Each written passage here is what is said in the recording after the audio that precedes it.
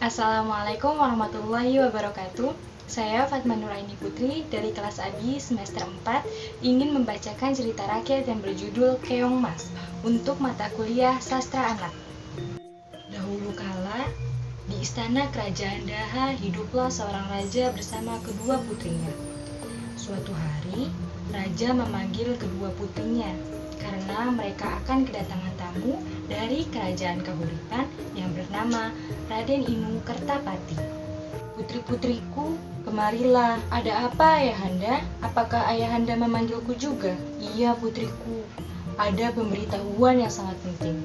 Besok, Raden Inu Kertapati dari kerajaan Kahuripan akan datang. Lalu, apa hubungannya dengan kami, Ayahanda? Ayah sudah membuat perjanjian dengan ayah dari Raden Inu Kertapati bahwa ayah akan menikahkan salah satu putri ayah dengan Raden Inu. Siapa di antara kami yang akan dinikahkan dengan Raden Inu, Ayah?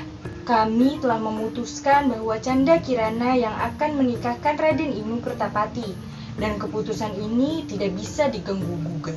Maaf, Ayahanda. Galuh ingin pergi ke belakang. Permisi. Terima kasih, Ayahanda. Sama-sama, anakku. Mari kita persiapkan segala sesuatunya. Sementara Dewi Galuh merasa iri dengan Kirana yang bernasib baik dan mujur akan menikah dengan Inu Kertapati. Niat jahat untuk mencelakai Kirana pun terbesit di pikirannya. Ia pun mendatangi sebuah gubuk milik penyihir. Permisi, apa ada orang di dalam? Apa yang Anda butuhkan, anak manis? Aku membutuhkan bantuanmu. Tolong bantu aku. Kamu ingin aku melakukan apa? Aku ingin kamu menyihir Canda Kirana menjadi sesuatu yang menjijikan. Yang jelas, aku ingin Kirana menderita. Baiklah, aku akan menyihir Canda Kirana sehingga dia tidak dapat bertunangan dan menikah dengan Raden Inu. Terima kasih atas bantuanmu. Senang bekerja sama dengan penyihir sepertimu. Ini emas sebagai imbalannya. Sekarang, aku akan mempersiapkan kutukan untuknya. Kutunggu kabar darimu, penyihir. Keesokan harinya, Candra Kirana pergi ke pasar membeli keperluan untuk menyambut kedatangan Raden Inu Kertapati. Sepulang dari pasar, Kirana melewati sebuah sungai. Di sungai tersebut, Kirana dihadang oleh seorang perempuan tua yang buruk rupa. Perempuan tua itu adalah nenek sihir yang diperintahkan oleh Galuh untuk menyihir Kirana. Wah, Canda Kirana, apa kabarmu? Hah? Kelihatannya kamu sangat senang hari ini. Wah, siapa kamu? Diam, aku kesini untuk menyihirmu menjadi keong. Kenapa kamu ingin menyihirku? Apa salahku? Saudaramu yang menyuruhku untuk menyihirmu. Galuh, tidak mungkin. Kau pasti berbohong. Sudah, jangan banyak omong kosong. Terima saja nasibmu. Hahaha, tidak. Wah, kamu akan menjadi manusia pada waktu siang hari. Tapi bila menjelang malam, kamu akan menjadi keong. Kutukan ini akan berakhir bila kamu bertemu dengan Raden Inu.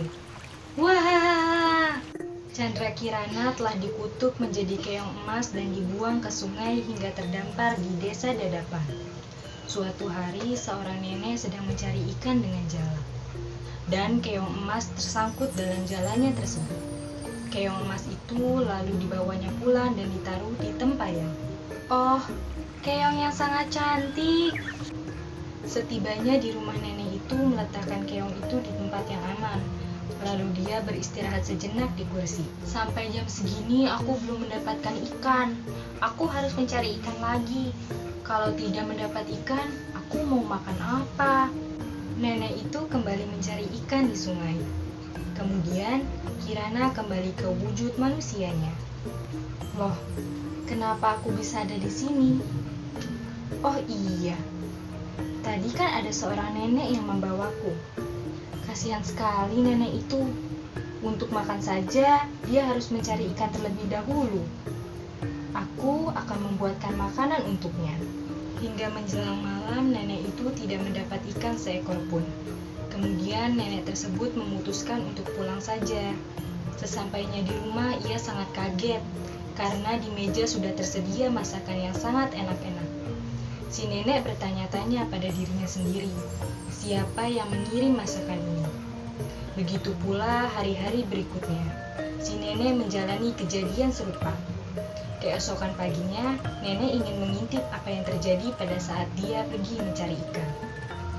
Nenek itu lalu berpura-pura pergi ke sungai untuk mencari ikan seperti biasanya, lalu pergi ke belakang rumah untuk mengintipnya. Setelah beberapa saat, si nenek sangat terkejut karena keong emas yang ada di tempayan berubah wujud menjadi gadis cantik. Gadis tersebut lalu memasak dan menyiapkan masakan tersebut di meja. Karena merasa penasaran, lalu nenek tersebut memberanikan diri untuk menegur putri nan cantik itu. Siapakah kamu ini, putri cantik? Dari mana asalmu? Aku Canda Kirana. Aku adalah putri kerajaan Daha yang disihir menjadi keong emas oleh nenek sihir utusan saudaraku karena merasa iri padaku. Kasihan sekali dirimu, nak.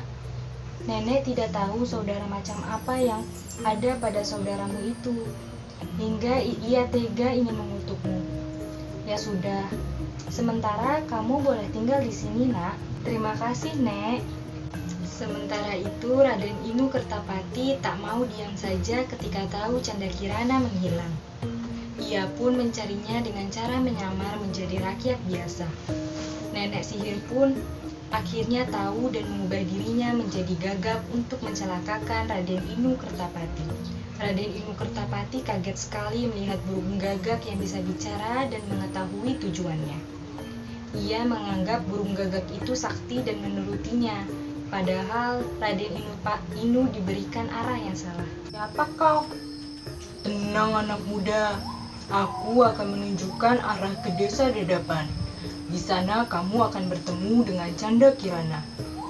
Dari mana kau tahu tujuan perjalananku? Siapa kau sebenarnya? Kau tidak perlu tahu siapa aku. Ikuti saja petunjuk yang kuberikan.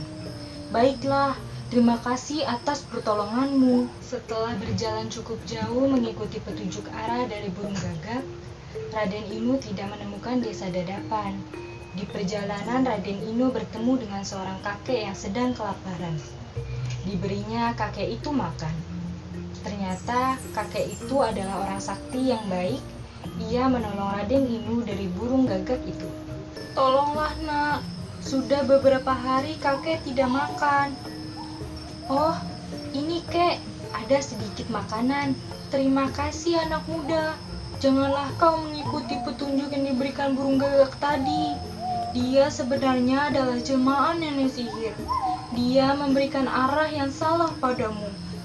Lalu, apa yang harus kulakukan, kek? Berjalanlah dengan mengikuti aliran sungai ini. Di ujung sana, kamu akan menemukan desa Dadapan. Terima kasih, kek. Saya akan melanjutkan perjalanan ini. Berhati-hatilah dalam perjalananmu, anak muda. Baiklah, kek. Setelah berjalan berhari-hari, sampailah Raden Inu di desa Dadapan.